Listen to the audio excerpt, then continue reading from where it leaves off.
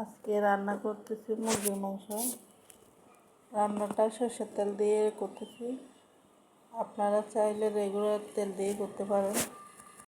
আর যেহেতু এটা দিয়ে তরকারি খাই, এটাই দিলাম।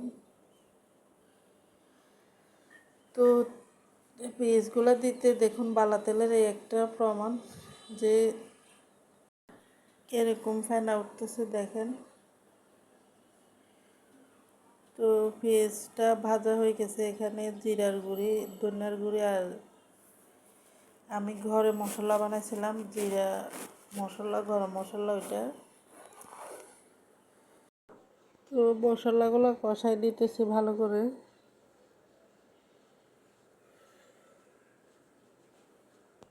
মাংসগুলো কষাই নিতেছি এখন।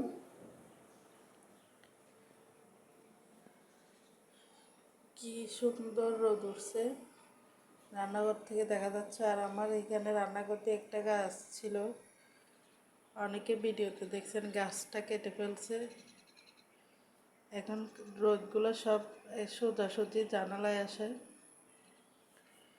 তো মাংসগুলো কষাই নিতেছি ভালো করে। এদিকে এরা আসি দেখতেছে, মানে আমি রান্নাঘরে কি করতেছি। দুইজনের একজনে ভাত খাই নাই, মানে দেখতেছে এখানে মানে কি হইতেছে। তো আসলে জালের পরিমাণটা বেশি হয়েছে, আমাদের জন্য ঠিকই ছিল, বাচ্চাদের জন্য তো না, তাই একটু বেশি হয়ে গেছিল। আর এদিকে দেখতে পাচ্ছেন মাংসগুলো কষায় নিতেছি ভালো করে।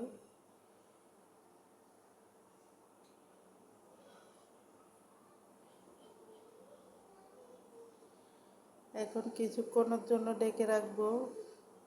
আর তো যেহেতু কিছুক্ষণ রান্না করবো, এটা রান্না করব না, করতেই হবে, তাই টমেটোটা একসাথে দিয়ে দিলাম।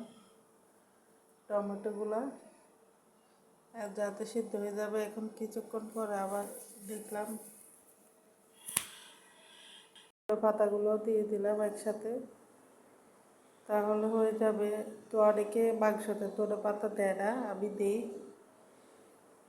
ওই আমার মনে পড়তেছে, একদিন কুমিল্লার একটা ভাবি পাইছিলাম, উনি আমি মাংসতে ধনে পাতা দেওয়া শোনা তো উনি হাসতে হাসতে পড়ে যাইতেছে।